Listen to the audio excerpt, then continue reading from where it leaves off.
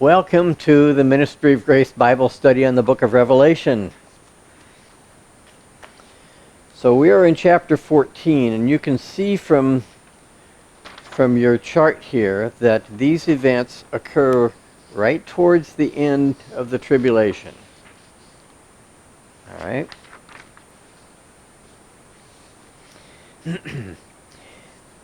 In fact, if you look at this, chapter 13 was the vision of the two beasts. Remember the beast out of the sea and the beast out of the land?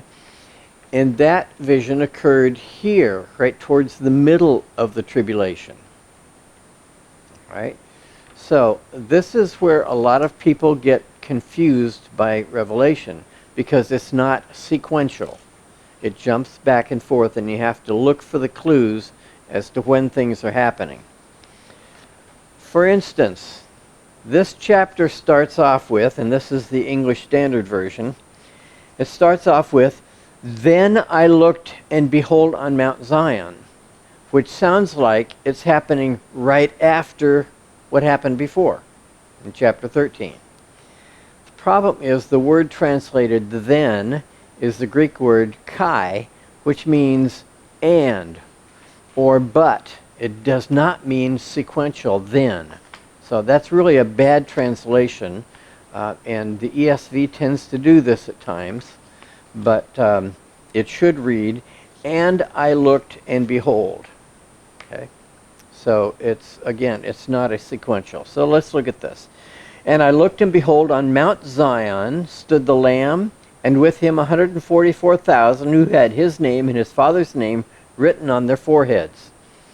Now, where did we encounter the 144,000 previously? Do you remember? Look at your diagram.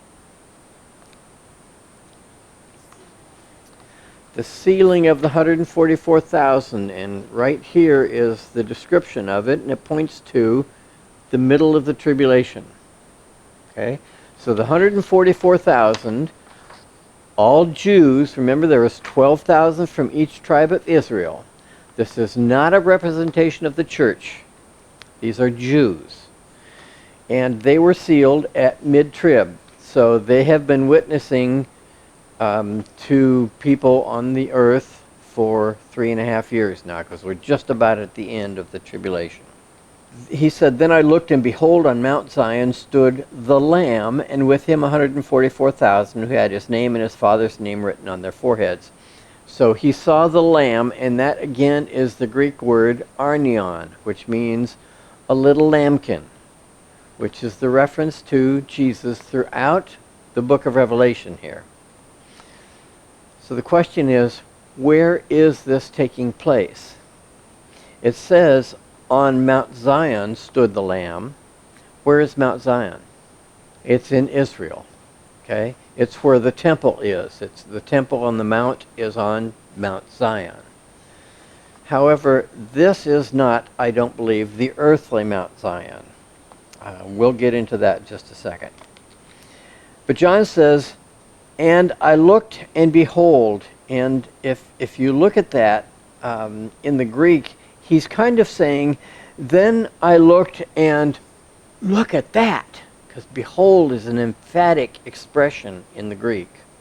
So this really caught him by surprise.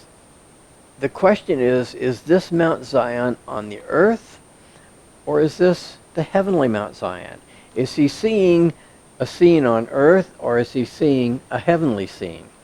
If you look at Hebrews chapter 12, it says, "But you have come to Mount Zion and to the city of the living God, the heavenly Jerusalem, and to innumerable angels in festal gathering, and to the assembly of the firstborn who are enrolled in heaven, and to God, the judge of all, and to the spirits of the righteous made perfect, and to Jesus, the mediator of a new covenant, and to the sprinkled blood that speaks of a better world than the blood of Abel."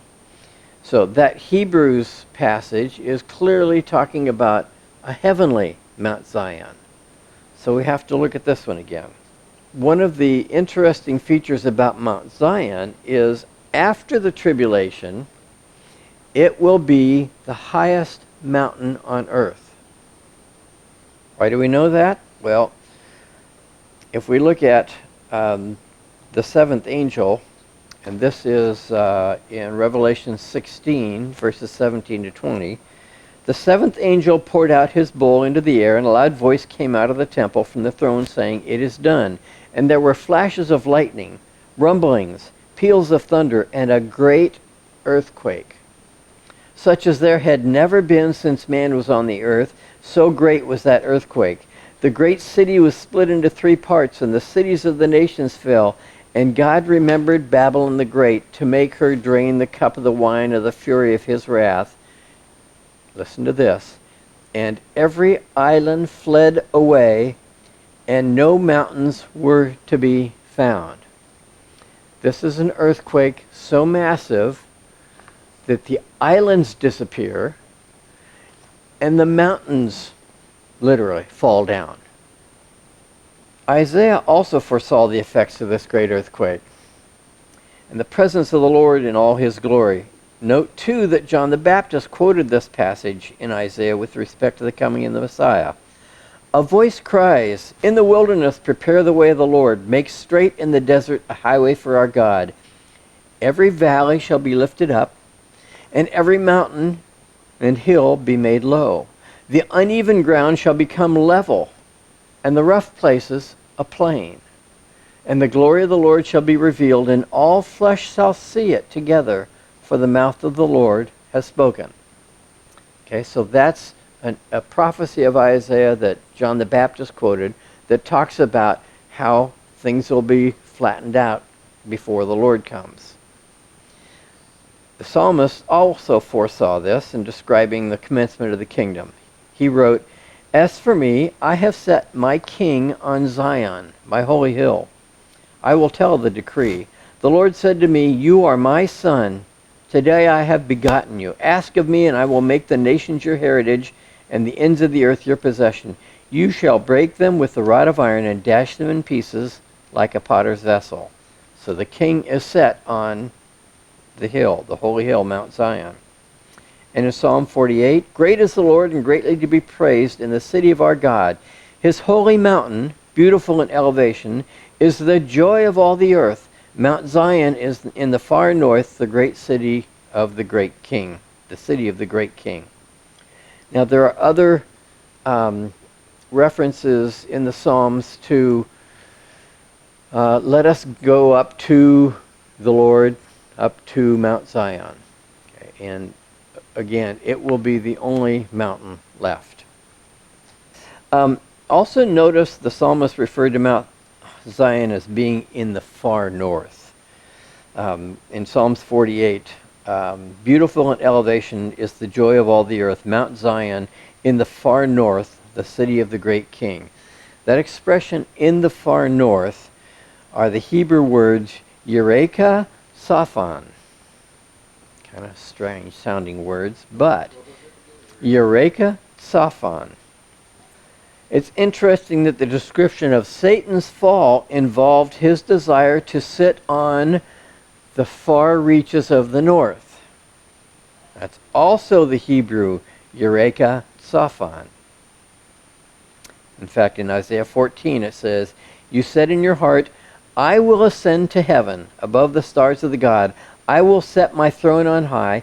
I will sit on the mount of the assembly in the far reaches of the north." And that's that same word, Eureka, Saphon. And Isaiah said of this mountain, "Then the moon will be confounded and the sun ashamed, for the Lord of hosts reigns on Mount Zion in Jerusalem, and his glory will be before his elders." So even though this current verse depicts the Lamb and the 144,000, the verses following the current verse describe a heavenly scene. Therefore, it seems most reasonable to conclude that John's current vision of the Lamb and the 144,000 is a heavenly scene up there, depicting the heavenly victory celebration at the end of the tribulation. In fact, let's read that next verse. Verse 2, "And I heard a voice from heaven," okay, now he's looking up, "like the roar of many waters and like the sound of loud thunder. The voice I heard was like the sound of harpists playing their harps." Now that word voice is the Greek word phone, which when it's used in reference to a person is almost always translated as voice. But it really means a sound. Okay? It could be any distinct sound. So you could translate that verse as, "And I heard a sound from heaven, like the sound of many waters, and like the sound of loud thunder. The voice I heard was like the sound of harpists playing their harp." The words out of heaven or from heaven are ek tu oranu, which means out of heaven. So this sound he's hearing is coming from heaven, and it's probably the voice of God, because frequently his voice is described that way. In Ezekiel 43:2, "And behold, the glory of the God of Israel was coming from the east, and the sound of his coming was like the sound of many waters." In Revelation 1:15, we said, "His feet were like burnished bronze refined in a fire. His voice was like the roar of many waters." So the sound of many waters is probably the voice of God Almighty. The voice I heard was like the sound of harpists. Now, that should be sound I heard, remember? So the sound I heard was like the sound of harpists. Well, apparently what John is hearing and seeing of these 144,000 is a celebration. They're having a celebration at the end of the tribulation. And remember, things are not sequential. So even though this hasn't happened yet in the text, the celebration is already going on. Verse 3, "And they were singing a new song before the throne and before the four living creatures and before the elders." Where is that? The throne, the four living creatures, the elders? Yep, that's in God's throne room. Chapter 6, I believe it is. When we're introduced to the throne room, God was sitting on the throne, and he was surrounded by four living creatures, and around him there were these 24 elders, which is the church. No one could learn that song except the 144,000 who had been redeemed from the earth. So the ones singing that song that he's seeing in this vision have to be the 144,000, because nobody else could learn the song. "It is these who have not defiled themselves with women, for they are virgins. It is these who follow the Lamb wherever he goes. These have been redeemed from mankind as first fruits for God and the Lamb." Now, the first time we encountered these 144,000, they were just being sealed. We didn't know a whole lot about them. Now we know some things about them. First of all, we know that they are all men. Why do we know that?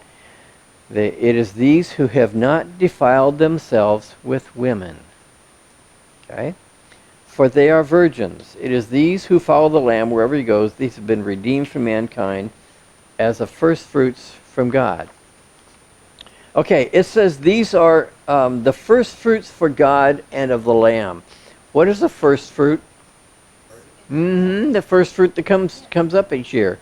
In fact, in Deuteronomy 26, it says this: "When you come into the land that the Lord your God is giving you for an inheritance, and have taken possession of it, and live in it, you shall take some of the first of all the fruit of the ground, which you harvest from your land that the Lord your God is giving you, and you shall put it in a basket, and you shall go to the place that the Lord your God will choose to make his name dwell there," in other words, the temple, "and you shall go to the priest who is in office at the time, and say to him, I declare today to the Lord your God that I have come into the land that the Lord swore to our fathers to give us. Then the priest shall take the basket from your hand and set it down before the altar of the Lord your God." And earlier in Deuteronomy 18 it said this: "And this shall be the priest's due from the people, from those offering a sacrifice. When an ox or a sheep, they shall give to the priest the shoulder and the two cheeks of the stomach, the first fruits of your grain, of your wine, of your oil, and the first fleece of your sheep you shall give him.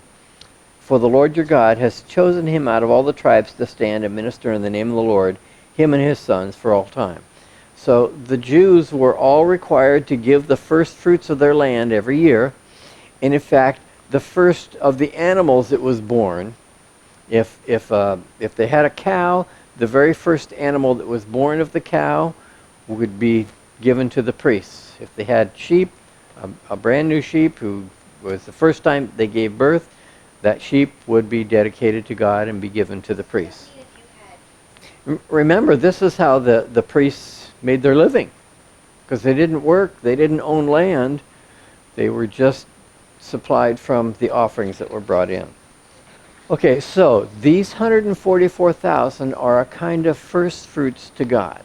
Verse 5. And in their mouth no lie was found, for they are blameless.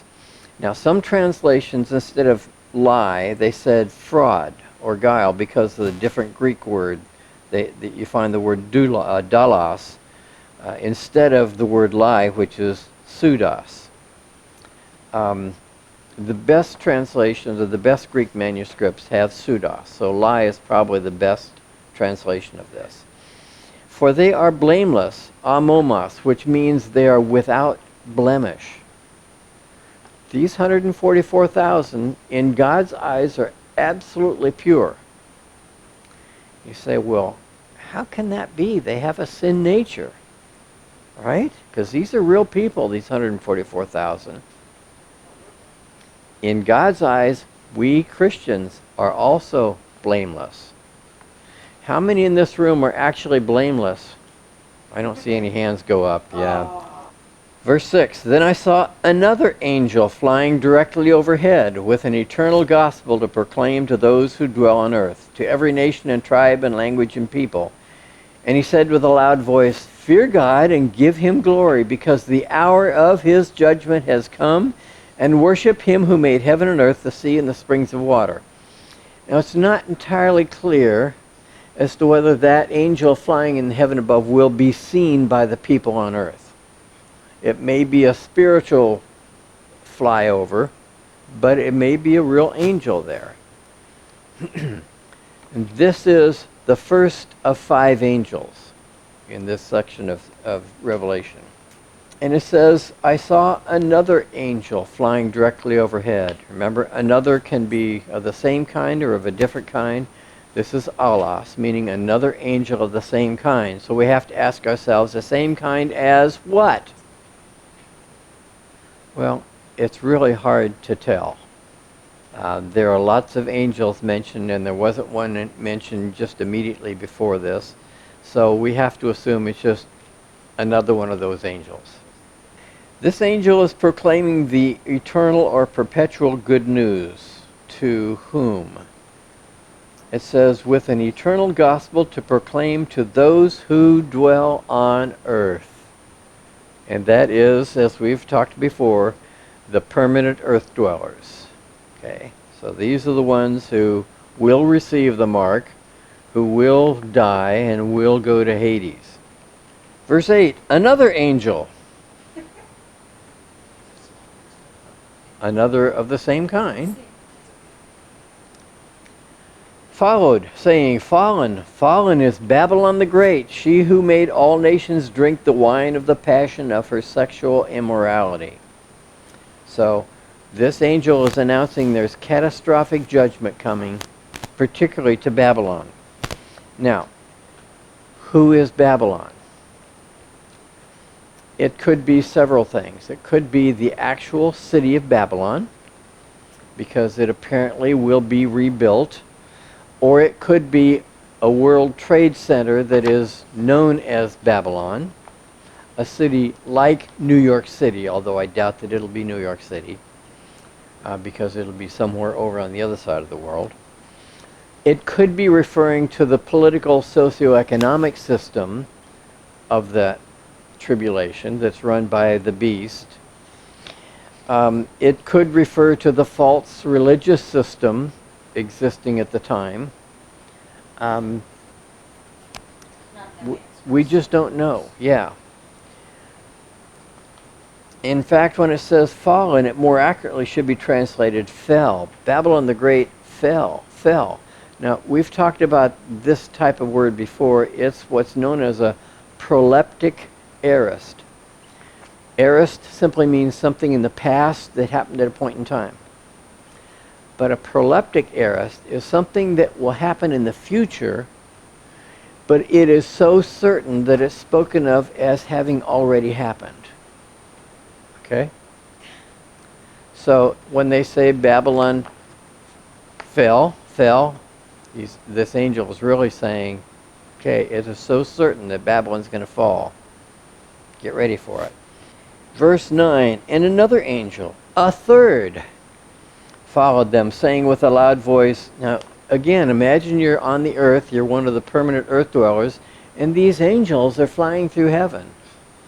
And another angel, a third, followed them, saying with a loud voice, if anyone worships the beast and its image and receives the mark on his forehead or on his hand, he also will drink the wine of God's wrath, poured full strength into the cup of his anger, and he will be tormented with fire and sulfur in the presence of the holy angels and in the presence of the Lamb.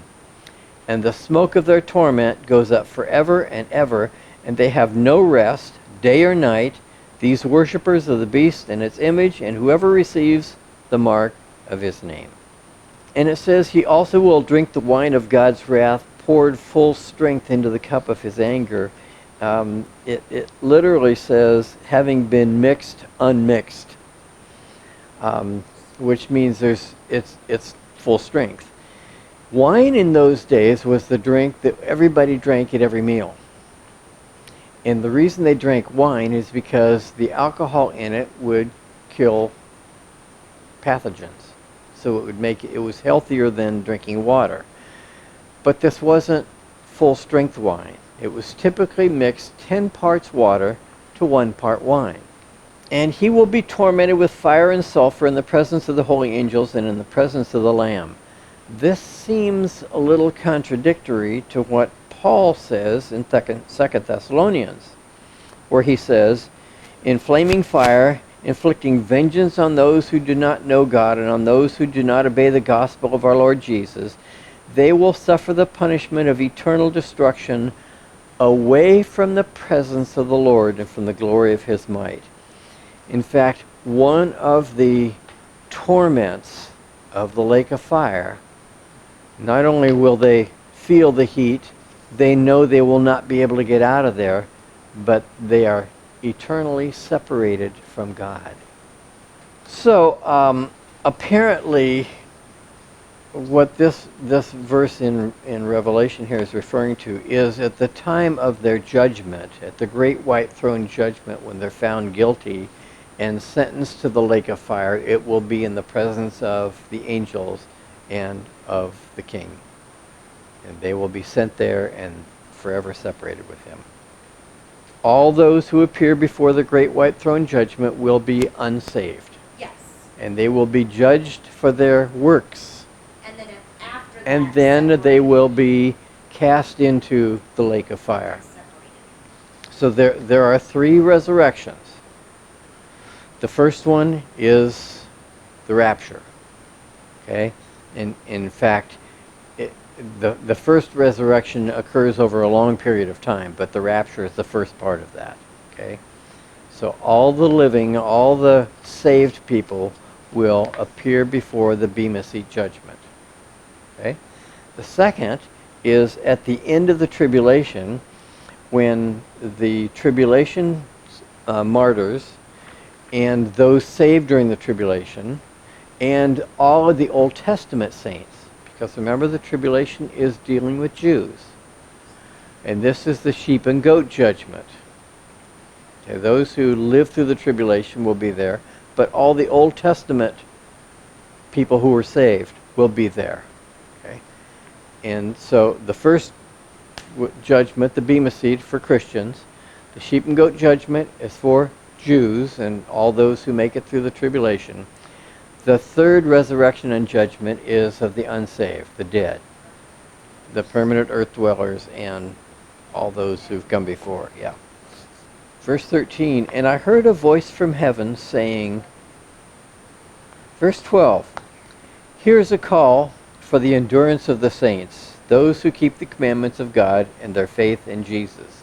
The word endurance is hupomone. We've talked about it before. It means to remain under. It could be translated as patience or endurance. Those who remain true. In fact, there will be some during the tribulation who survive, who remain true to God. Okay, 13. And I heard a voice from heaven saying, write this, blessed are the dead who die in the Lord from now on. Blessed indeed, says the Spirit, that they may rest from their labors, for their deeds follow them. Now, I think this is a message given by John in the first century, as he's writing this book, to all those who are about to be martyred from that time on until the end of the tribulation. All those who are martyred, he's saying, blessed are the dead who die in the Lord from now on. So, any martyr will have a particular blessing from God. An interesting phrase here, though. Blessed indeed, says the Spirit. This is one of only 2 times in the Bible where the Holy Spirit speaks. Okay? Blessed indeed, says the Spirit, that they may rest from their labors, for their deeds follow them. Remember, paradise is a place of rest, and the martyrs that were under the altar, they were given white robes and told to rest a little longer until their brothers were brought to them. Verse 14. Then, again, it's not the word then, it's the word and. I looked, and behold, wow, look at that. A white cloud, and seated on the cloud one like a son of man, with a golden crown on his head and a sharp sickle in his hand. Now remember, we have said over and over, when you see words like or as, it doesn't mean they are one and the same. This is one of those cases where it probably does mean the same. And seated on the cloud was one like a son of man with a golden crown on his head. Remember in the first chapter of Revelation, where it said, then I turned to see the voice that was speaking to me, and on turning I saw 7 golden lampstands, and in the midst of the lampstands was one like a son of man. And we found later that that was, in fact, the Son of Man, Jesus. Okay? So this is probably the same expression, meaning that it's Jesus coming on the cloud with a sharp sickle in his hand. Now there are others that say, well, it can't be because he hasn't come back yet, because Armageddon hasn't happened yet, but he doesn't come down to the earth. One like a son of man with a golden crown on his head and a sharp sickle in his hand. The crown is, we would expect it to be a crown of royalty, right? But it's not. It's a victor's crown. So he's coming back as the victor. Verse 15. And another angel, this is the 4th angel, came out of the temple, calling with a loud voice to him who sat on the cloud, put in your sickle and reap, for the hour to reap has come, for the harvest of the earth is fully ripe. That expression, fully ripe, is a key expression here. It comes from the Greek word exoranthe, which is similar to the word we talked about last week, Xerox, or Xeros. The company Xerox made its fame because it's the first dry copying method, okay? Exoranthe means completely dried up, okay? So this harvest is probably what's known as a wheat harvest, because before you harvest wheat, you wait until it dries completely, okay? Verse 16, So he who sat on the clouds swung his sickle across the earth, and the earth was reaped.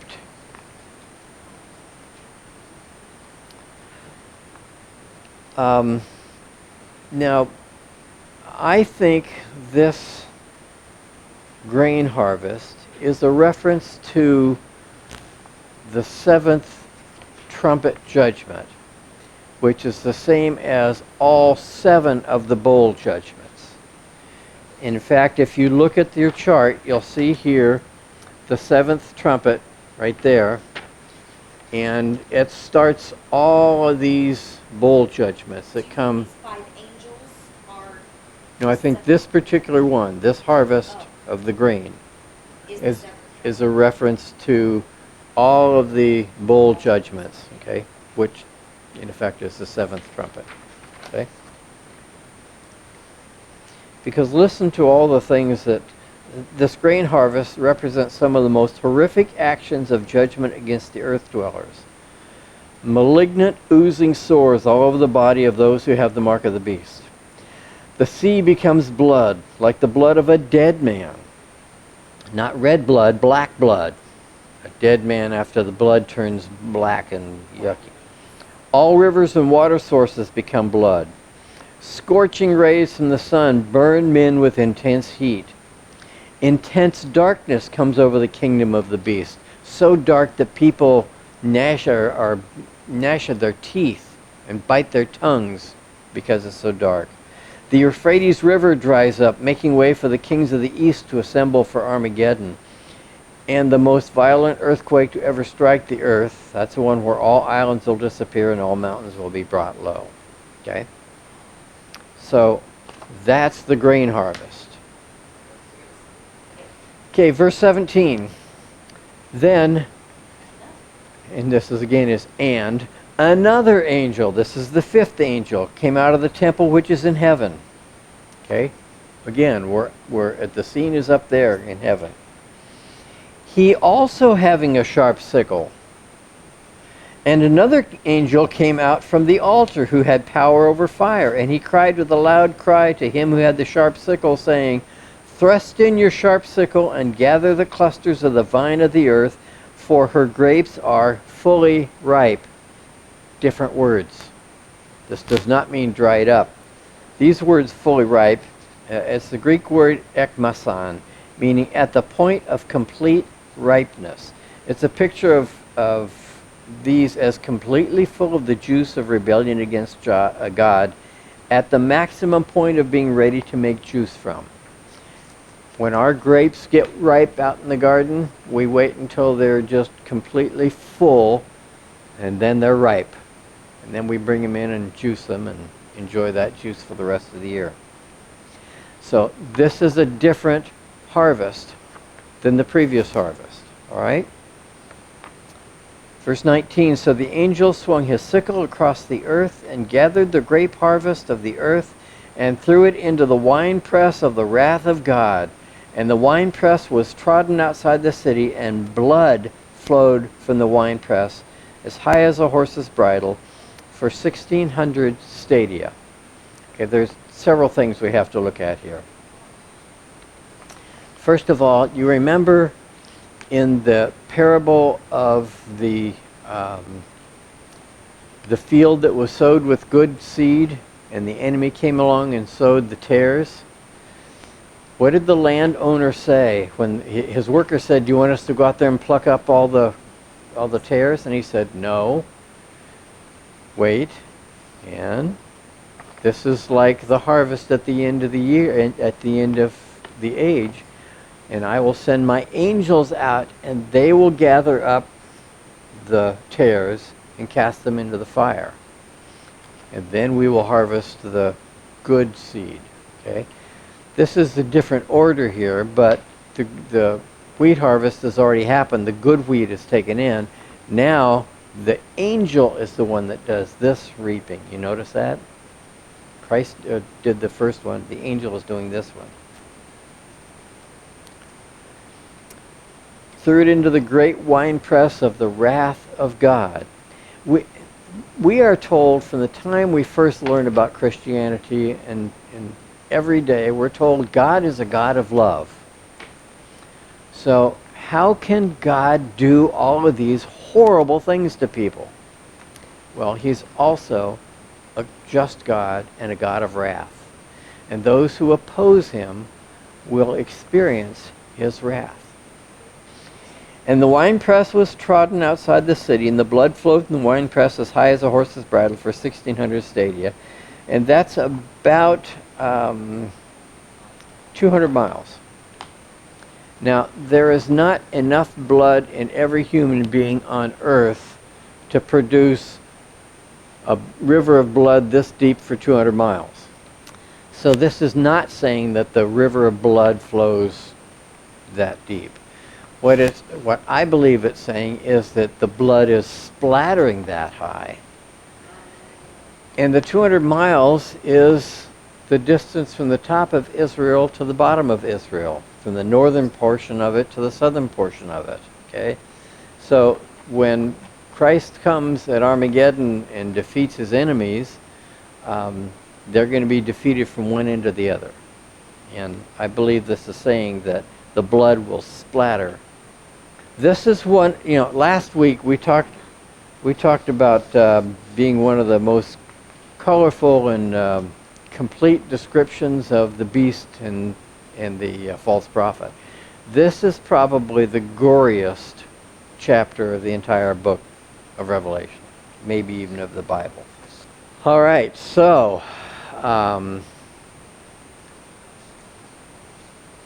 Revelation chapter 14 is God finally starting to take vengeance on those who resist him.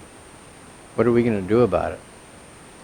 All right, well, next week we go to chapter 15.